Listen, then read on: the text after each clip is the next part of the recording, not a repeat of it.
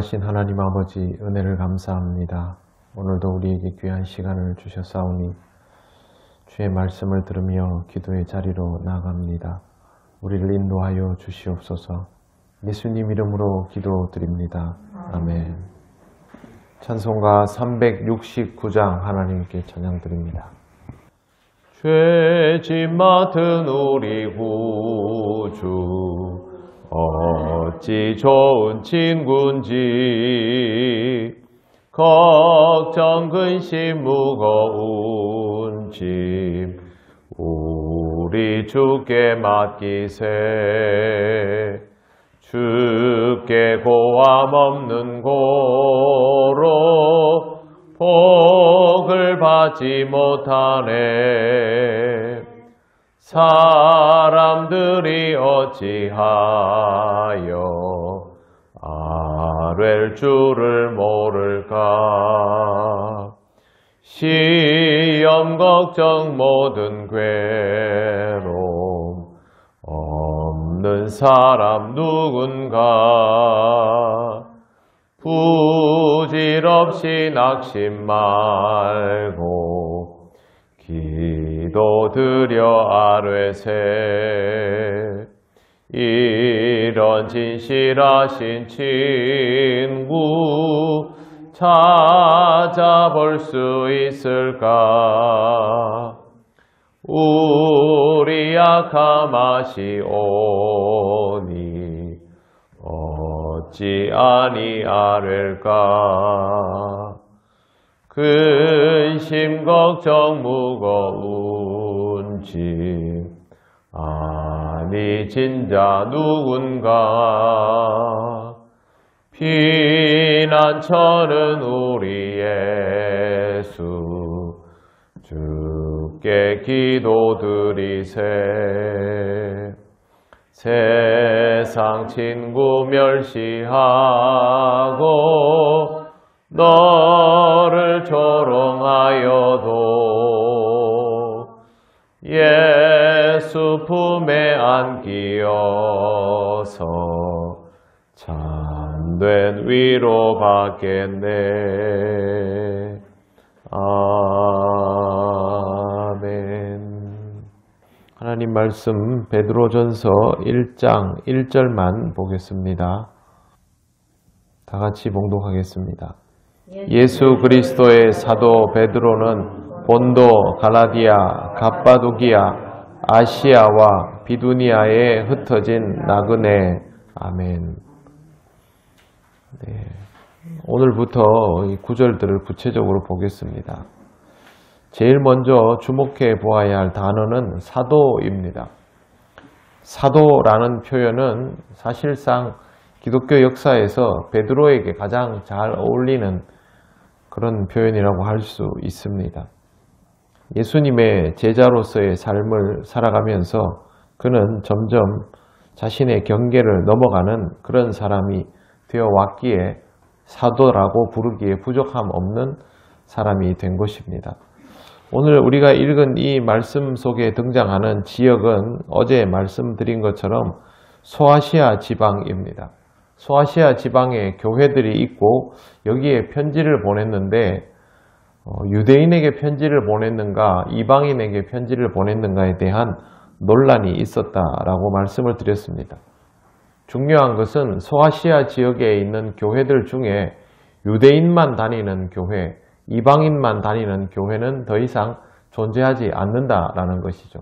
그렇기 때문에 베드로가 어느 교회에 편지를 보냈다라고 하면 그건 그 지역에 와 있는 유대인들 뿐만 아니라 그곳에서 기독교를 접하게 되고 예수를 믿게 된 이방인들을 다 포함하고 있다라는 뜻입니다.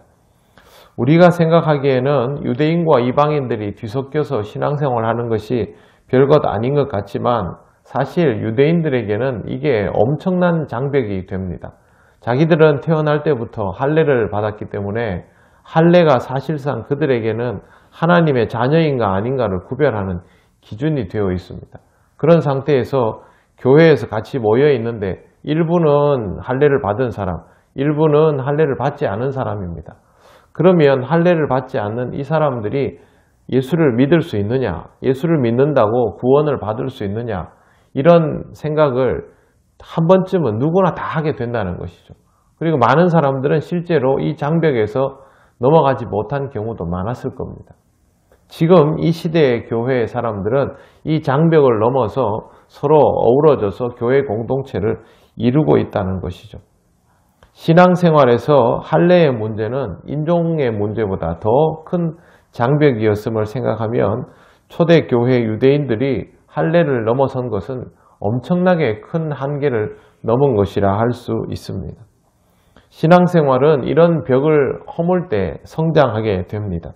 베드로가 이방인을 위한 사도가 되었을 때, 바울이 또 이방인을 위한 사도가 되었을 때 그들이 진정 영적으로 성장하게 되는 것이죠.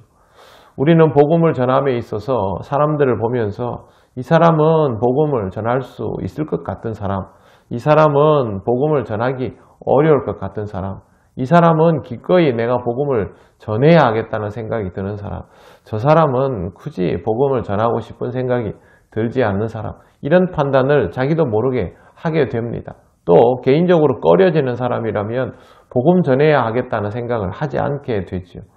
우리는 이 시대에서 이런 경계를 넘어설 줄 알아야 합니다. 그래야만 복음을 전함에 있어서 우리 자신의 영적인 성장도 기대할 수 있게 되는 것이죠.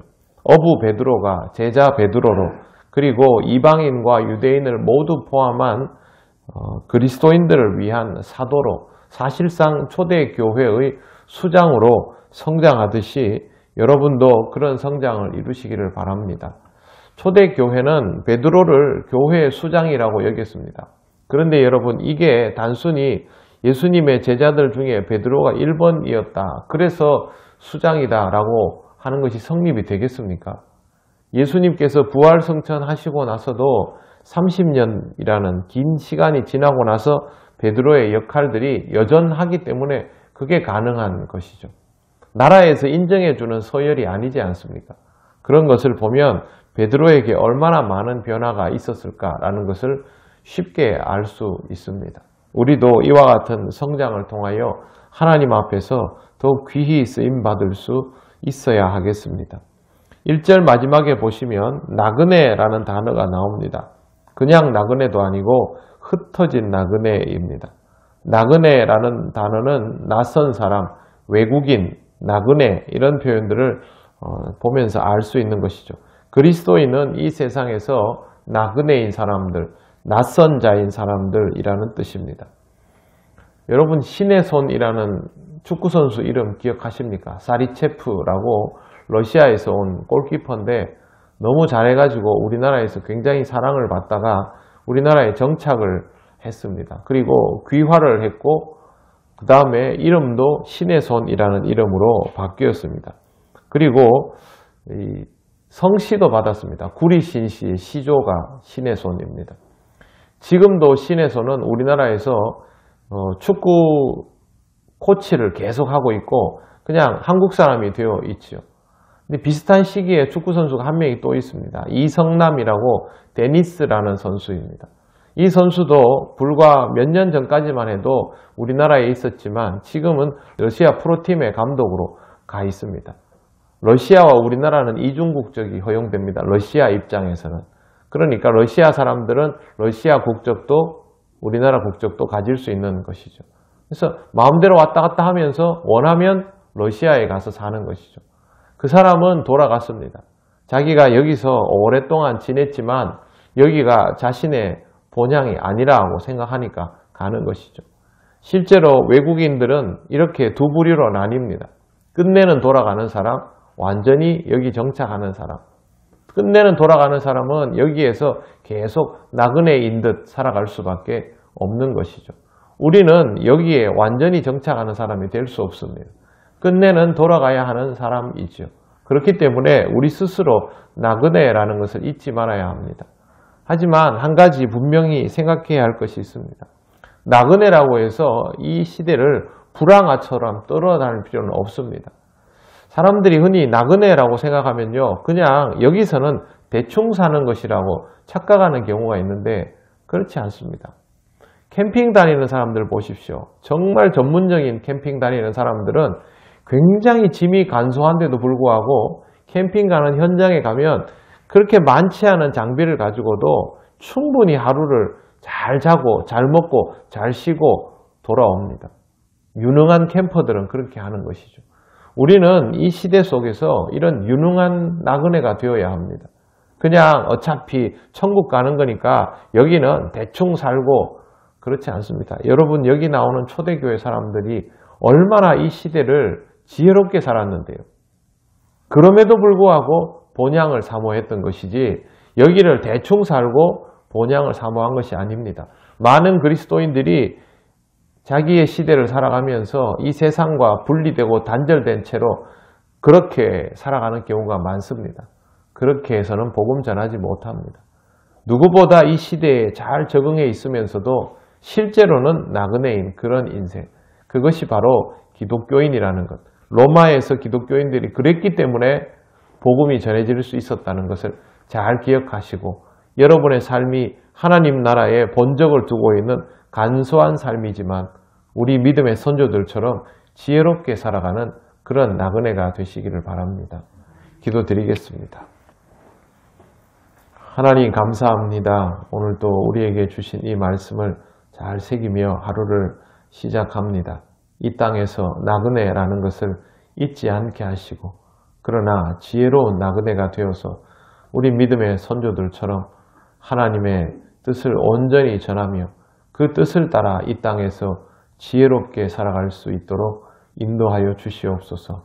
우리 통영교회 모든 성도들이 오늘 하루도 하나님 앞에서 그리스도인으로 또 생존을 위하여 가치를 위하여 열심히 살아갈 것입니다. 그들의 마음에 지혜를 더하여 주셔서 하나님께서 원하시는 일들을 통하여 아름다운 결실을 맺어가는 복된 삶이 되게 하여 주시옵소서. 오늘도 하나님 우리를 지키시고 인도하여 주심을 믿고 감사드리며 예수님 이름으로 기도드립니다. 아멘. 하늘에 계신 우리 아버지, 아버지의 이름을 거룩하게 하시며 아버지의 나라가 오게 하시며 아버지의 뜻이 하늘에서와 같이 땅에서도 이루어지게 하소서.